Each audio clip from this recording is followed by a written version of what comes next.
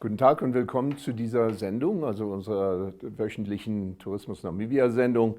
Wie gesagt, jede Woche bringe ich, Frank Steffen, Ihnen einige Topics, wie wir das nennen, Themen, dann natürlich Destinations, also Reiseziele, und wir befassen uns mit einem Thema für die Woche. Ich hoffe, Sie auch in dieser Woche wieder durch eine interessante Show leiten zu dürfen. Als erstes haben wir natürlich die Topics.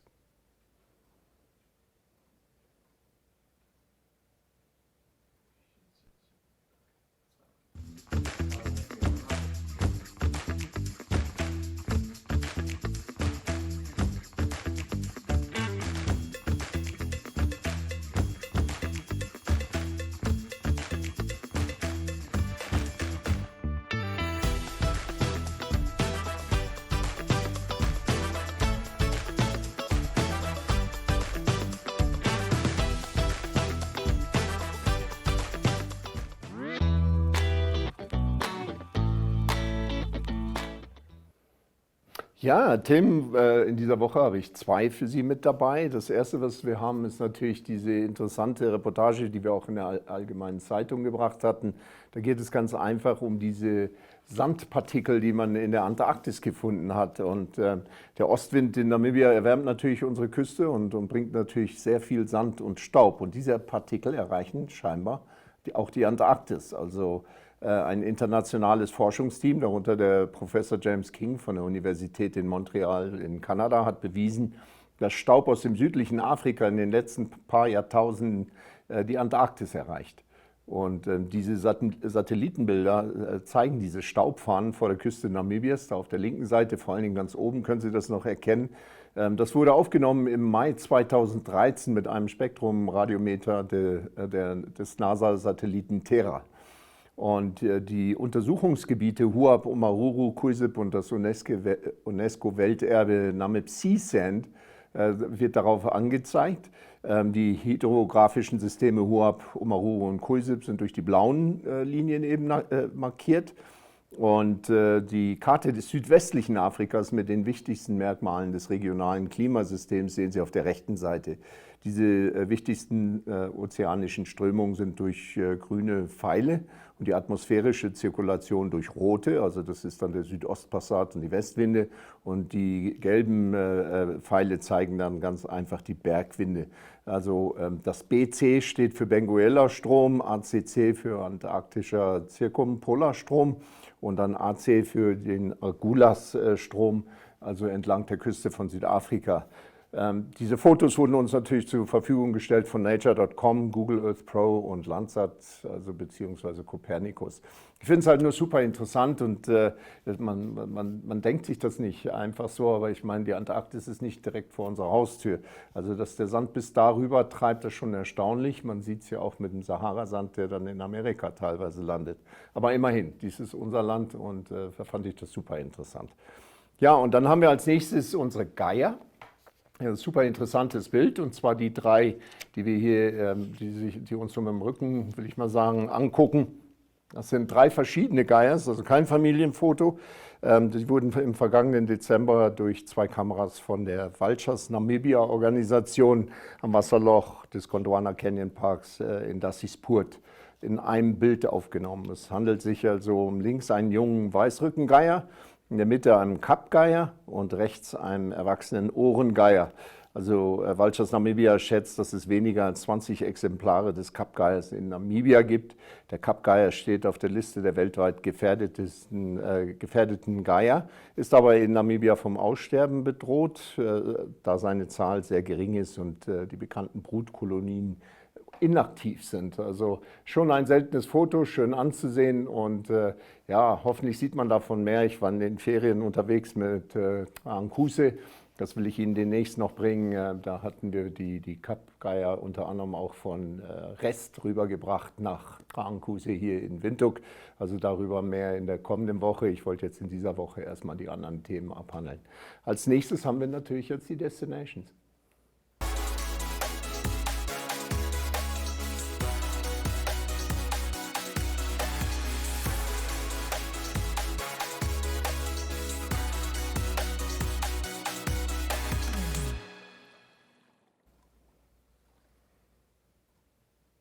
Ja, diesmal haben wir unter Destinations, also Reiseziele, haben wir mal andere Themen dabei. Beides in Windhoek, aber allerdings mal was ganz anderes. Also erstens mal geht es darum, The Temperature Lounge and Restaurant. Also das sieht man hier unten ganz unten rechts oder im Zentrum des Bildes. Rechts sieht man eben diese Umgehungsstraße von Windhoek, die nach Okahandja führt. Da muss man dann links ab zum Katutura Staatshospital. Da kommt man dann an dem Schwimmbad bei Khomasdal vorbei und fährt weiter runter Richtung Süden, und zwar entlang der Hans-Dietrich-Genscher-Straße. Und gleich am Document Warehouse vorbei, und da hat man dann eben dieses The Temperature Lounge. Das ist eine neu eröffnete Lounge mit Restaurant in der Hans-Dietrich-Genscher-Straße, wie gesagt, in Khomasdal also. Und die Einrichtung bietet eine breite Palette von Annehmlichkeiten, wie eine Bar, ein Restaurant und viel Platz für Bühnenauftritte lokaler Künstler, welches mal was ganz anderes ist. Und der Michael Kayunde, ein Kollege von mir, der hat dieses mal ein bisschen betrachtet. Michael macht sehr viel auf unserer Entertainment-Szene, und nach der kürzlichen Eröffnung hat das Temperature bereits große Namen wie Top Cherie, King TD, DJ Spusa und andere beherbergt. Und in dieser Folge sprechen wir jetzt halt mit Rosa Nangula Shikor. Die ist die Marketingmanagerin, und die hat uns dann eben mehr über die Temperature Lounge und das Restaurant erzählt. Mal was ganz anderes, und vor allen Dingen schätze ich so ein bisschen die jüngeren Besucher Windhoeks, die mal gerne was anderes erleben wollen. Da ist das auf jeden Fall ein gutes Ziel. Aber gucken Sie sich das Video an. Hello tourismus viewers, my name is Michael Kayunde. Today on this segment we are going to profile the temperature. It's a newly opened bar and restaurant here in Khomasdal. This is where a lot of the entertainment has been taking place, so I'm going to take you inside and show you around. As introduced, my name is Michael Kayunde, and I'm joined by the marketing manager of the Temperature, a spot that recently opened here in Khomasdal. Please, we were outside, we checked out the vibes. Please tell us about the Temperature. It's a restaurant and lounge. Yes. Temperature is an entertainment area that recently opened. We opened about 6 weeks ago.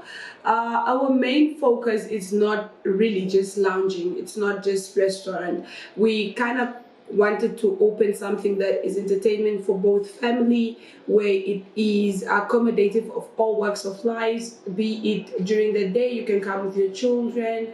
We have bright areas also where you can bring your own meat, where you can have a family festivity. We're trying to incorporate everything entertainment, not just the lounge part, and obviously our nice fine dining restaurant.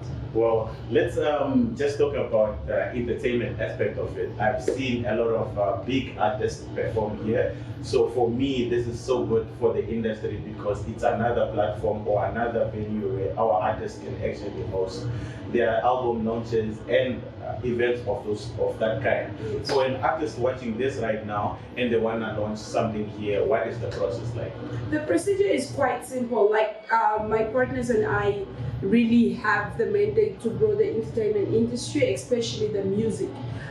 We do feel like any artist that is currently watching this can reach us on our social media pages, on our emails, on my number, to just tell us on this date I want to have a listening session, I want to have a show, I want to bring in other industry acts also to just come out and make something fun of it.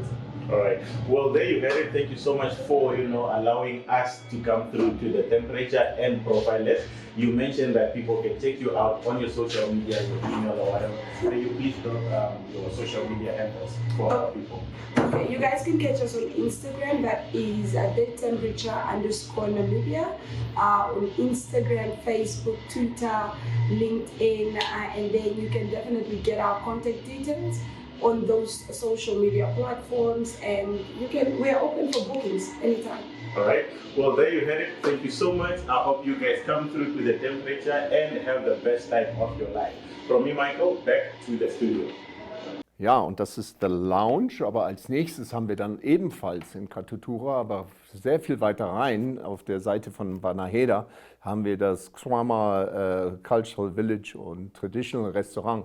Und zwar sieht man da unten wieder das Katutura Staatshospital und die Umgebungsstraße.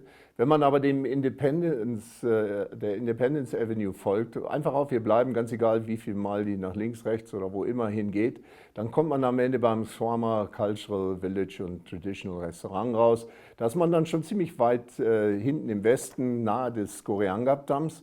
Aber wie gesagt, an diesem Restaurant geht auch vieles, denn das Restaurant bietet ultimative Zuhause, weg von zu Hause, wie sie das nennen, Erlebnis an. Ethnische Dekoration, die sie zu den afrikanischen Wurzeln zurückführt und gleichzeitig reichhaltige afrikanische und namibische Aromen, die ihren Körper und ihre Seele berühren, also so schreiben die das. In diesem Video setzen wir uns dann eben mit der Geschäftsführerin von Xwama, Mariana, zusammen, die uns auch einen kurzen Rundgang durch das schöne Kulturhaus ermöglicht. Wie Sie sehen, ist mal was ganz anderes und wenn man da hinfährt, ist ein sehr beliebtes Ziel, lokal übrigens, aber ich weiß auch, dass einige Tourenbusse da zwischendurch anhalten und sich da also verwöhnen lassen. Vielleicht wollen Sie es mal ausprobieren, aber gucken Sie sich vorher das Video an. Let there be light.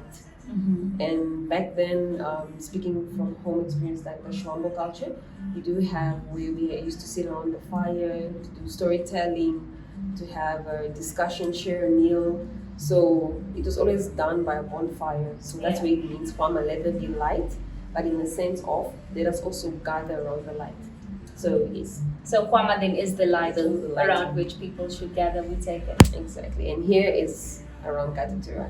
That's beautiful. You mentioned that it's from the Oshibangu culture. I see that even this lovely tablecloth is then inspired, is the whole setting of the restaurant then inspired by the Oshibangu tradition. So we do have different clans in the Xwama tribe, and we also have different materials. It's not just this one particular. So we have a variety, and we have the Ndonga, Balanu, we have the Ganjera, we have the Kwambi, we have the Shkwanyama. So it's under Xwama clan, but it's just different ethnic language where at the end of the day we still understand each other. It's just a few clicks or a few things on how you pronounce certain words. But at the end of the day we do get to understand each other. And this actually, if you see it, be it in other places or the ladies wearing it, then you'll be able to identify her as a Xwama speaking, because this is our traditional ethnic attire, so that's how we actually identify it as a Xwama. And tell me a little bit more, because of this place, Xwama's traditional and rich cultural decor and all of these things, you must attract a lot of tourists, right? Yes, we do actually, and this is really in our off-peak season and on-peak. And you just find where, if you have to Google Xwama, it gives you that background of a traditional place. As you can see, the sand as well. Yeah. So it gives us a feel close to home, back to the north, and now we brought the north to the city. Yes. And this is what tourists like most of them. Like, okay, you came to a restaurant, but oh my gosh, I didn't see a restaurant with sand. Decorated in some type of way, colorful.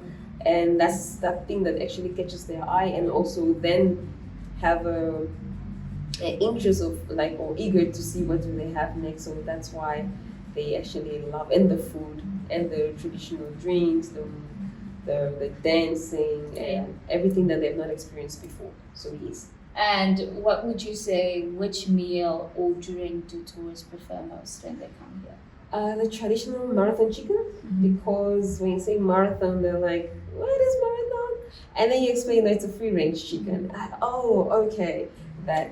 And they love it because it's number one, organic, 100% organic. And the fact that it's just rich in flavor and taste. And that's just not one of the dishes. The other ones, pani worms, is like, you eat caterpillars, it's like, yes.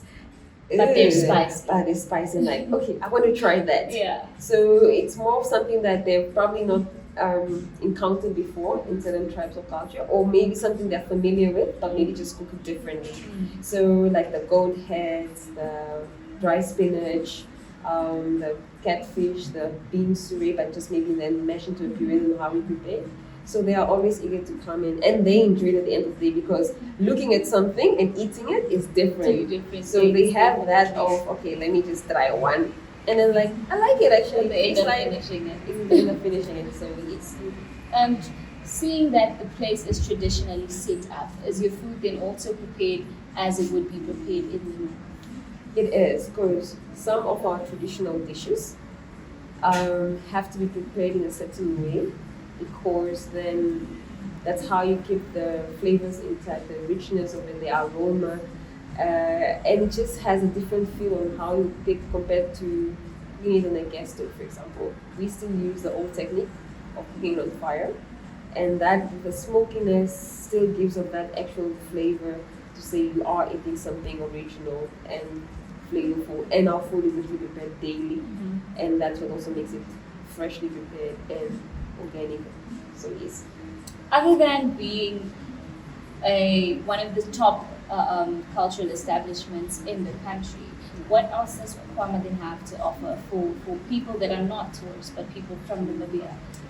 We do have a conference room, which is available for workshops or just daily team building or wanting to have meetings.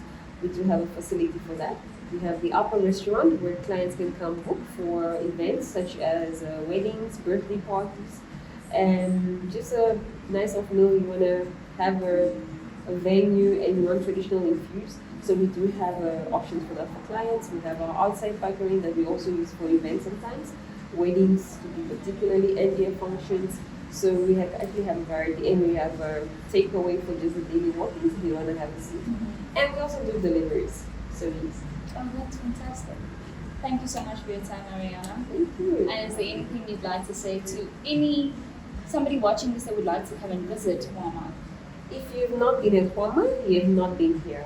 Because Xwama is a place to be where food meets culture. That's beautiful. Yes. Thank you so much. Thank you. There you have it from Mariana. Make sure to make a turn here by Xwama where food definitely meets culture. Thank you. After that amazing interview with Mariana, we'll now be checking out what they have to offer upstairs. Follow me.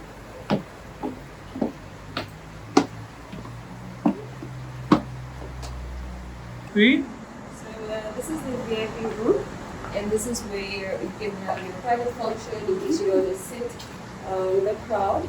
You're welcome to have this room, and in case I take 10 to 12 people.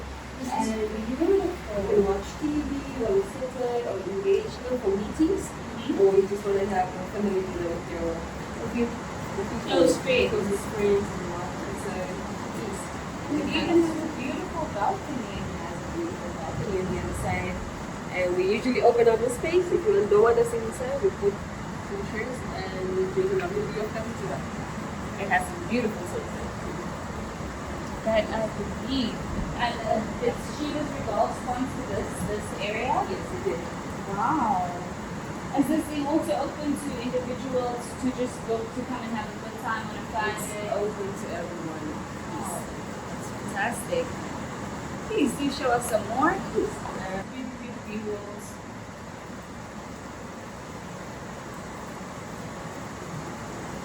Well, thank you for that. That was beautiful.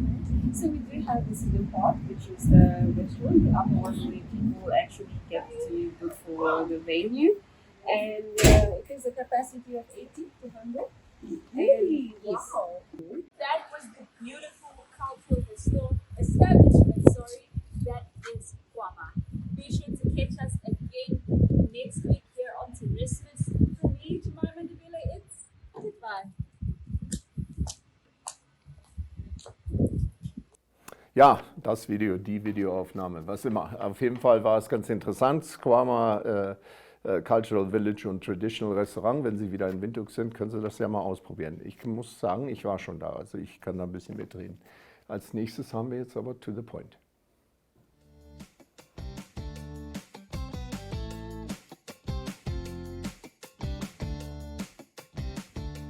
The My.NA Cars Show provides viewers with the best-in-class cars content, engaging interviews, as well as a showcase of the latest cars-related news, products, and services. My.NA Cars aims to reach the car enthusiasts and all motoring industries, focusing on motoring news, test drives, maintenance, fast finance, accessorides, and more. This show is broadcasted on NTV, 1up2.com, and cross-shared on the following Facebook platforms: The Republican, Algemene Zeitung, and Namibia Media Holdings. Contact my.na at synergy.com.na to share your motoring news or to advertise your motoring product and service. My.na Cars, more than just a ride.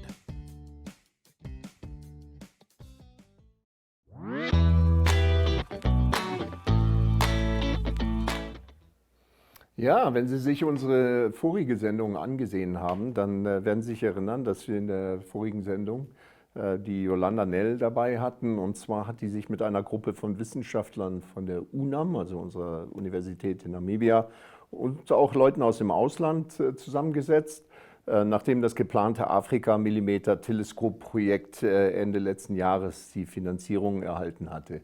Und heute bringen wir Ihnen halt den Teil 2 dieses Interviews. Und die gute Nachricht ist, dass wir von diesen Wissenschaftlern jetzt regelmäßig Feedback erhalten werden. Dürfte sehr interessant sein, Hess, all diese Art Sachen. Aber gucken Sie sich erst das Video an.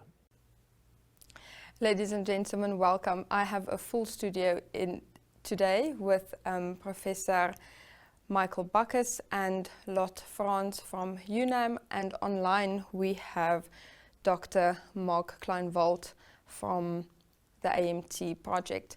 And today we will be talking about astronomy, the Afrika-Millimeter-Telescope, as well as the mobile planetarium. Thank you so much for your time. Thanks for having us. Thank you. So we are just going to jump right in. Dr. Wald, can you quickly tell us what the AMT is all about? Yeah, sure. Good morning. The AMT is a project that aims to put a telescope in Namibia near the Gamsberg Mountain. A telescope that is the size of, let's say, 15 meter size dish that is sensitive for radio waves coming from the universe at wavelengths of millimeters. And this telescope is we aim to connect to up to 8 or more telescopes around the globe to make images of black holes. Together with the AMT project, a mobile planetarium was also donated to UNAM last year. What is the aim of this planetarium?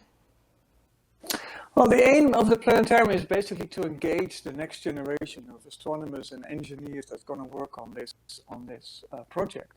Right from the start, we knew that when we will put a telescope in Namibia, we should not only bring a telescope to Namibia, but also make sure that Namibia can use the telescope itself. Right, and for that you need. In addition to the excellent people that we already have at UNAM, we need to train the next generation and engage them. So our ideas was, if we bring a planetarium and allow kids to see the wonders of the universe and show them what they can do with their lives, as an example, that would actually work. And in addition, I mean, a planetarium is something that shows you the scale of the universe and your place in it. And even if you don't want to become an astronomer or you don't want to be an engineer, it still gives you that view of life that is really important. What is your position, your place in the universe? Professor Bacchus, how is UNAM making sure that children have access to this planetarium? Well, we currently have a very eager group of students, led by Mr. Franz, who is sort of the academically oldest amongst the group, and up to literally first years, who are keen to make more children aware of these magnificent opportunities in the one hand side, also in sort of for the job market and for learning skills, but also just the this magnificent sky that we have here in Namibia, and that we literally, as a natural resource, just need to go out and see for ourselves and enjoy it. Can schools contact UNAM if they want to do a tour of the planetarium? Yes. Essentially, we're currently still in the phase of setting up proper operations and have it all a bit more structuralized, so to say, or more structured. But yes, we have been to quite a couple of schools already during last year, 2022, and we will engage with more schools this year. And then, Mr. Franz, lastly, why is it important to expose children in this field in Namibia? So as you might have seen the results of our previous year grade 12s, so they performed poorly. So we had about 39,000 students who wrote the exams, and only about 5,000 made it to tertiary. And among those, among the 35,000, you have roughly 420 learners who got 0 in mathematics. So the idea here is to try and stimulate the school children and the learners themselves, so that this does not happen again. Yes. So we try to go out and encourage STEM, so the science and technology, engineering and math. So the other is that the idea is also to try and build capacity, so kind of like increase the pool for future projects in areas such as science and technology for the 4th Industrial Revolution and possibly the 5th Industrial Revolution. I'm going to put you on the spot now. Can you maybe tell me what is the percentage of males versus females in this industry? In astronomy? Yes. It's quite, I don't know the exact percentage, but it's the males are actually dominant in this field, so it would be nice to have also the ladies join us. Yeah. Thank you so much for your time. Did you want to add something? Well, it's not entirely true for the students we have in Namibia here.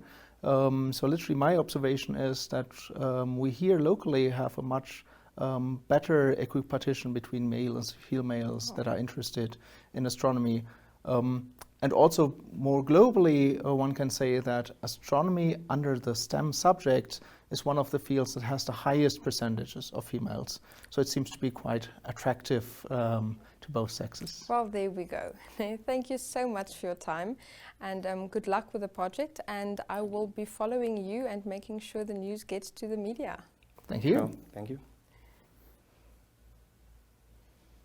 Ja, und das ist, wie gesagt, Afrika-Millimeter-Teleskop, also eine große Entwicklung, die wohl auch einiges an Kapitalinvestment hier in Namibia bedeutet, aber viel wichtiger, auch unseren Besuchern wieder was Neues bietet.